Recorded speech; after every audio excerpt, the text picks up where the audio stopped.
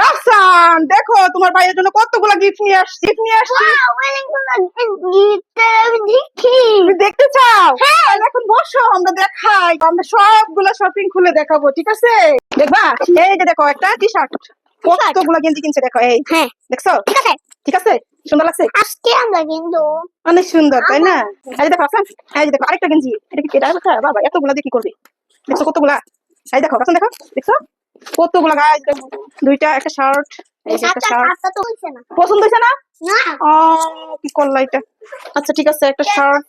শার্টটা কত দিয়েছে? ও সাদা কালার তোমার চয়েস? বুঝতেই পারি না। এই যে আরেকটা, তারপরে হচ্ছে আরো আছে, দেখাচ্ছি। এই যে আরেকটা, এটা তো করে বুঝছেন নাকি? এই যে এই যে আরেকটা, এই যে একটা প্যান্ট আছে। দেখো একটা প্যান্ট কিনছে। কি প্যান্ট খেলো? প্যান্ট দেখো তো, এটা প্যান্ট দিচ্ছি রে। চয়েস কে কিনছে এটা? সাকিব ভাই। সাকিব বই কিনে নয়। হ্যাঁ, কিনে দাও। এই যে একটা প্যান্ট। হ্যাঁ, ওয়াও, আরেকটা প্যান্ট, আরেকটা প্যান্ট আছে। এটা যে সুন্দর হয়েছে আপনার লাইক হ্যাঁ, দেখছো?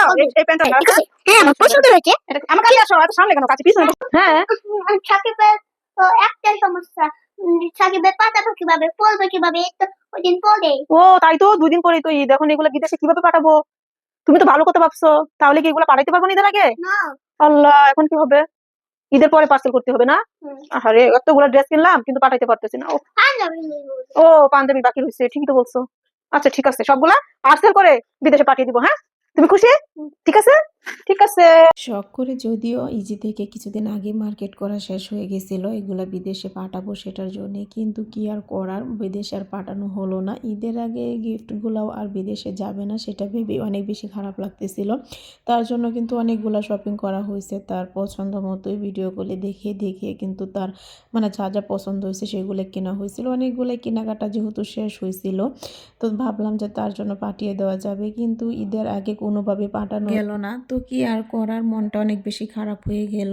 আর আমরা সবাই মিলে নতুন জামা পরে ঈদ করব, আর তার জন্য এতগুলা কেনাকাটা করার পরেও তাকে দিতে পারলাম না, সে পড়তে পারবে না, এটা ভেবে তো অনেক বেশি খারাপ লাগতেছিল। যাই হোক, কিচ্ছু করার নাই, এটাই জীবন। কারণ যেহেতু দূরপ্রবাসে আছে তো এখানে চাইলেও আমরা ইচ্ছাগুলি পাঠাইতে পারবো না, এটার অনেক কিছু প্রসেসিং আছে, সব কিছু করে তারপর পাঠাইতে হবে। তো এগুলো যেহেতু ঈদের পরেই পাঠাইতে হবে তো কি আর করার, মনটাই খারাপ হয়ে গেছে। তারপরে আমি আর কোনো কিছুই বেশি কেনাকাটা করি নাই, আমার অনেক বেশি খারাপ লাগছে। এবার কিন্তু আমার হাজব্যান্ডের জন্য আমি ইজি থেকে সব কেনাকাটা করছি, কারণ এবার ইজিতে অনেক ভালো ভালো কালেকশন আসছিল, সেটার জন্য আর কোথাও যাই না, ইজি থেকে সব কিছু নিয়ে আসছি। কিন্তু কেনাকাটা করার পরে মনটা আরও বেশি খারাপ হয়ে গেছে। এতগুলা কেনাকাটা করে গড়ে রেখে দিতে হবে, তাকে দিতে পারবো না, সে পড়তে পারবে না, এটা ভেবে অনেক বেশি খারাপ লাগতেছিল। তো কি আর করার, যেটা হওয়ার তো হবেই, আমাদের ভাগ্যটাই হয়তো এরকম, কিছু করার নেই, ইনশাল্লাহ সামনে হবে। বলো। বন্ধু, আপনি কিন্তু লাইক আর শেয়ার হ্যাঁ, কমেন্ট করতে ভুলবেন না। বলবেন না। হ্যাঁ বলো, আল্লাহ হাফেজ সবাইকে। আল্লাহ হাফেজ।